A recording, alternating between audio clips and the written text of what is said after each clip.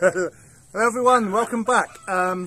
Just before we start this week's video, a quick I could ask you to do something for me. Just check that you're still subscribed and check that the notification bell is rung, because or is clicked, yeah, because we've had some issues with a lot of people saying they're not getting notified anymore, and then I checked our video and we've been unsubscribed.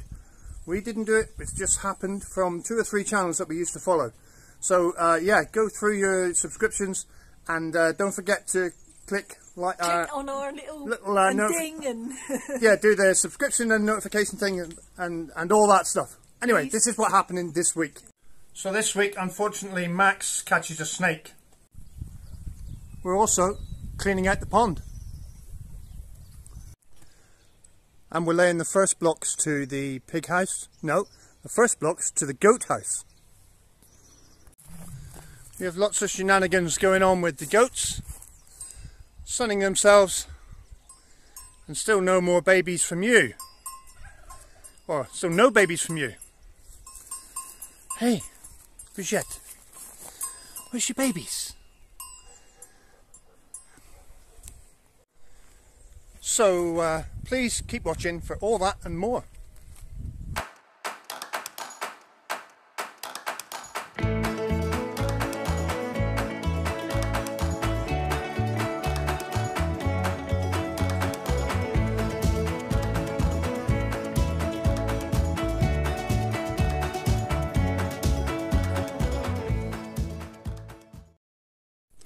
So Max caught a snake. I've taken it out of his enclosure now, and the snake's next.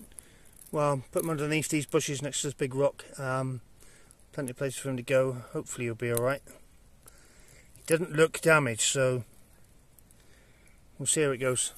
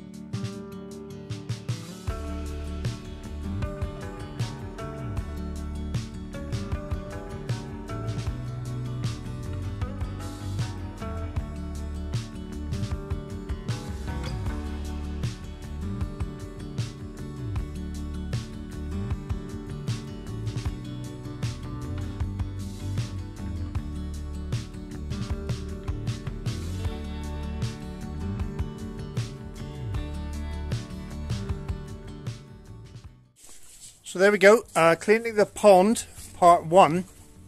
So Ange had to go and got most of the dead bits of bulrushes out. There's lots still floating around. Part 2 of cleaning a pond will include, well, we'll have to find that, I think there's a leak here somewhere. So I'm going to have to take off all these rocks, unpeel all this back, find the leak, repair the leak, and then put it all back again. And then I'm toying with the idea, if we got rain coming up, drain the whole lot, clean all this out, all the algae, all the mess that's in there, clean most of it out and start again from scratch and let the rain fill it back up. What do you think? Well, I found the leak in my welly. Yay! So I'm crouched down beside the tractor trying to keep the camera out of the wind. But here goes. So concreting the roof of the pig pen at the moment, which will be the floor of the goat pen as we carry on. Just want to explain a few things to you, so let's see what we can do.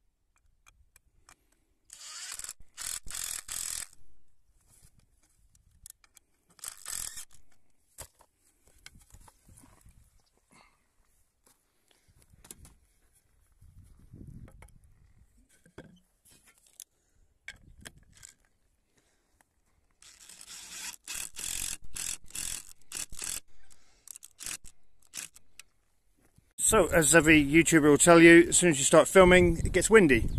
But I'll try my best. So, I've put this shutter on the outside with the materials I have available. I've got a hole to fill in there, which I've already cut, and I've got to cut the wire from around here to fit there. And I've just put some Malusol on, more to stop the concrete cracking than to add any structural strength, you know. So, yeah, I'll cut these bits out and get going.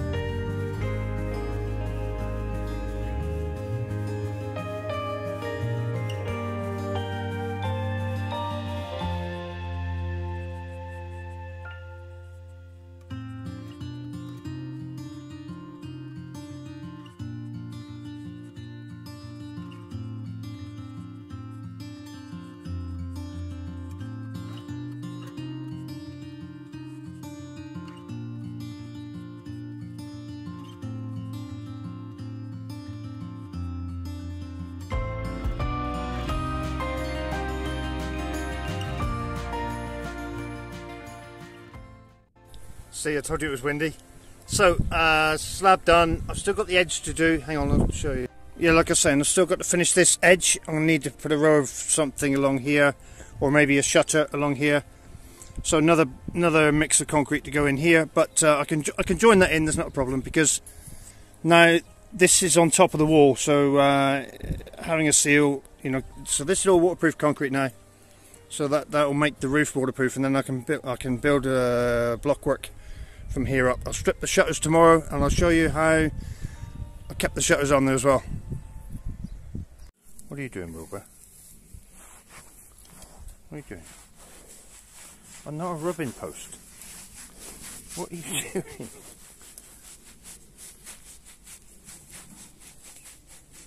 Really?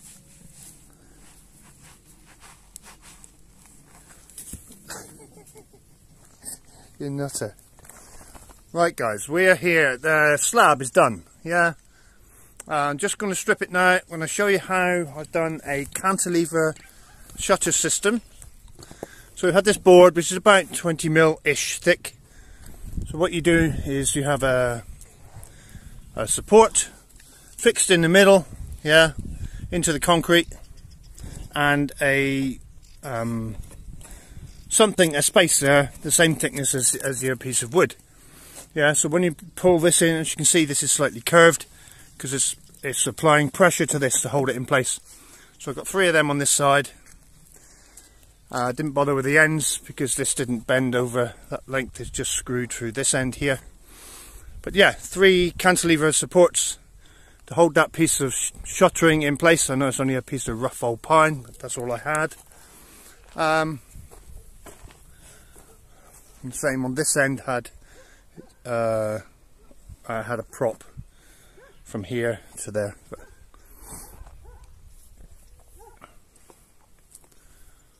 So let's strip it off. It's not going to look pretty, I know.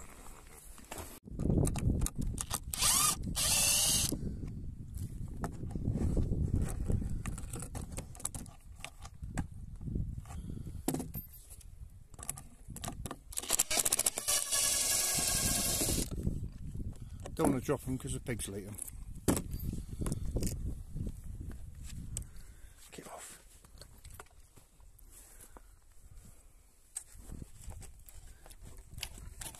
Is there another one?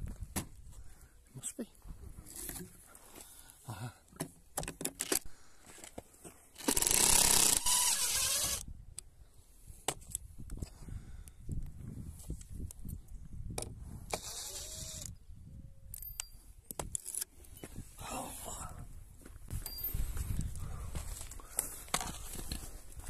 Okay, so that's this side off. As you can see, it's not pretty, only because it's a very small gap, so we didn't have enough room. Only little small stones went down, and you know, I didn't tamp it enough. But what I can do is now fill this in with a bit of render, make it look pretty.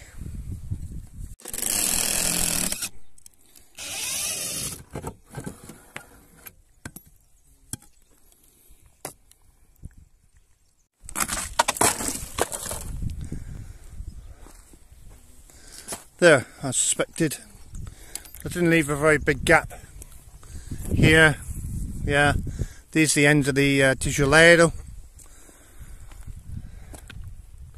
So I've just got to fill them in with a bit of render. No worries.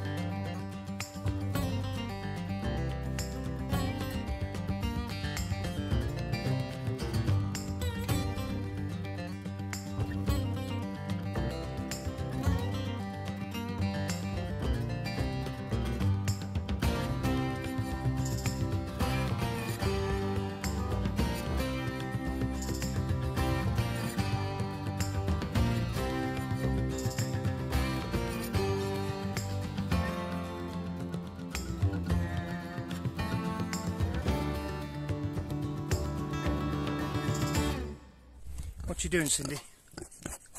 Hey?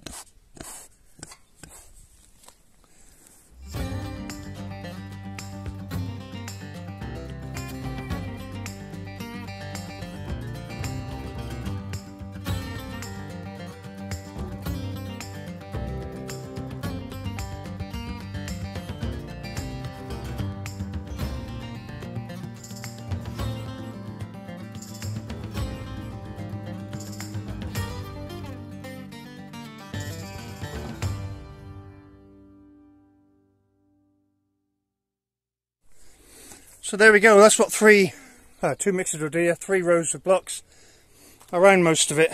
Got to tie in here and return, and here somehow I've got to go over this granite rock and across, and then we'll leave a doorway here.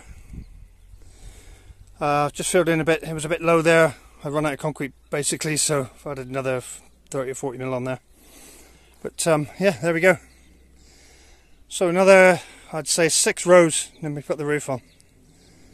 But we know we had rain last night and underneath is dry where the pigs are, so all good. I can hear Ange doing stuff in the kitchen, so what are you doing, Ange? Oh, little bacon and egg sort of muffins. Bacon and egg sort of muffins. Well, you know, muffins are always classed as a sweet treat, aren't they, realistically? So, yeah. So, as a really nice, quick, easy snack, I say at the moment I'm just putting a bit of ghee in each one. And ghee? Clarified butter? Yes. Anyone would think we're on a keto diet. So, what's the process? Right, we don't actually get bacon here. You know, like I think in the States and especially in the UK we have... Well, cured bacon, yeah. Yeah. So I'm using some Prosecco because it's nice sized slices. Some what? Presunto? You said Prosecco then. I can't read either. It's a Freudian slip. Presunto. Okay. So as you can see, it's nice slices there. And what's going to happen in a moment, I've just melted the ghee in the oven. Okay, that's the ghee. Oh, nicely melted. Just to give it a little... Right, so what I'm going to do now, because that's actually quite get it to fit eventually. So I'm going to take a piece of the Presunto, he says.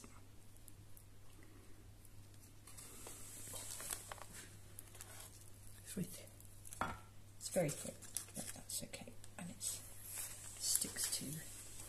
So each piece, I'm going to line my tray, so it's like a little case. So I'll do that, so we've got nice sort of bacony bits in there. So I'll do that on all of those in a minute. Right, so that's all 12 of those nicely layered, nicely filled in. So we've got a good little cup for the fun bit. Stop eating it. I'm not eating it, I'm arranging it. Arranging, okay. There. So we now get some of our eggs. I'm going to break an egg into each one, she says. Okay, so an egg into each one.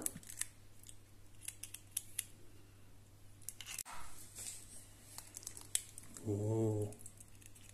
So like I said, our chickens at the moment have been doing really well. We're averaging probably 12 eggs a day. So this is, so Max gets an egg as well for his tea. The pigs get eggs. And we're having eggs as well. So there's the 12 eggs. Now into that, I'm also going to put some feta. If I can open it up.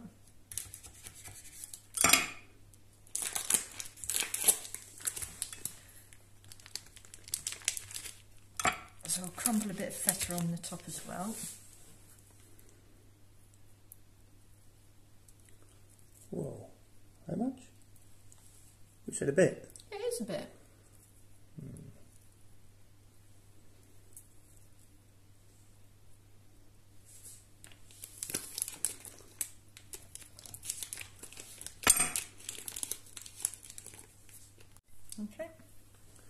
topped with feta. Yes, I'll just go and wash my hands a moment. Right, to pretty it up, we give a little bit of Percy pepper, and all over the worktop as well, but I'll be tearing it up. And then I'm going to just do a little bit of chives, just as a greenery to make it look healthy. It's very healthy. A bit on that one. We like I like chives. Right, that's going to go in the oven. No salt? Oh, a bit of salt, yes. Just a little. Because obviously there's going to be a bit of salt in the Feta, yeah. feta and the presunto. Presunto's got salt? Yeah, of course it has, yeah. So that's now going to go in the oven for a quarter of an hour at 180 degrees C. Okay, so we've, you can see me now, we've been gifted this fabulous still from Vivor, yeah. Only problem is we're waiting, the reason we haven't shown it yet, we're waiting for either lavender to grow a bit more or for eucalyptus to get more oil in it, basically, because we want to make lavender oil or eucalyptus oil. So maybe next week we should have enough to be able to do some distilling. Yeah, if you want to buy one, look at Vivor's online catalogue in Europe or America, wherever you are. They're all over the place. They've got some fascinating stuff for sale on their online catalogue. Loads of stuff. And action! Okay. You sure you want some of these? Right, hopefully. Oh, yes. These. So if I give it a shake, they're done. So guess what's for dinner, darling? I think for lunch we've got keto muffins. Yeah, so if you're on a keto diet, these are perfect because it's just bacon and eggs and a few little herbs and stuff. It's not going to make it, and a little bit of cheese, so it's all good. It's smelling lovely. I know. I'm feeling quite hungry now. So there's two for you. Oh, isn't it? It's done. They're going to be hot, so be careful. So it's just feeling that one.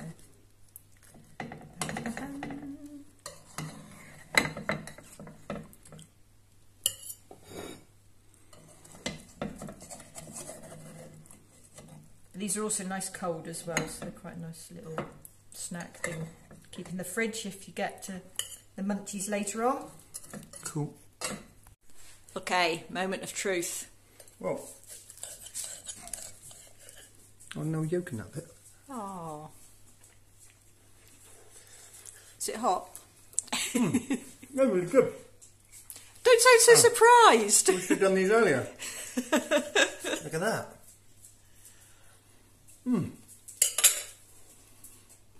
Hey, cutie pie, show everyone your horns. What's you doing? You get little horns coming. You get little horns coming. Have you?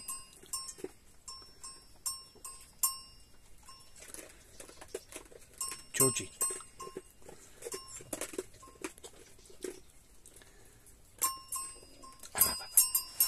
What you doing?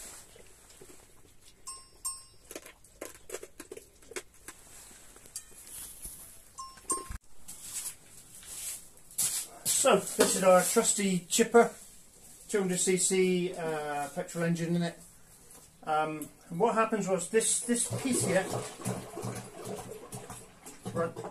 runs the in here. There's two blades and a big weight, basically. Yeah. And what happens when this gets blocked? So when the chipper gets blocked, the engine driving the belt. If this bit's blocked, what happened was the belt got. Well, obviously this didn't move. And this is still driving, which has worn out the belts, as you can see, to nearly nothing. And when it was running, it was making it vibrate an awful lot. So I bought new belts. So we're going to chuck them on now. But what do I do first to make sure?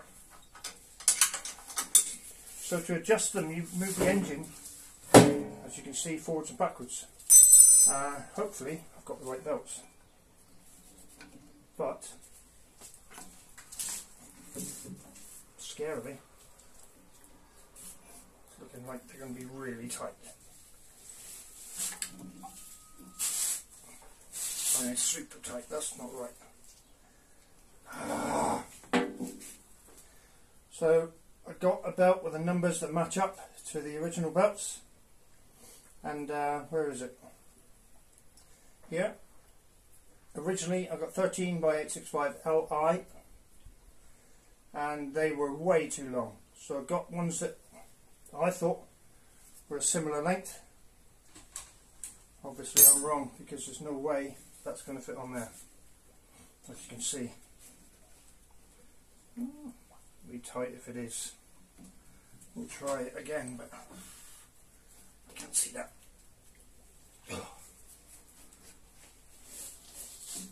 No way. So, looks like it's back to the shop for 2 more belts. Hey ho.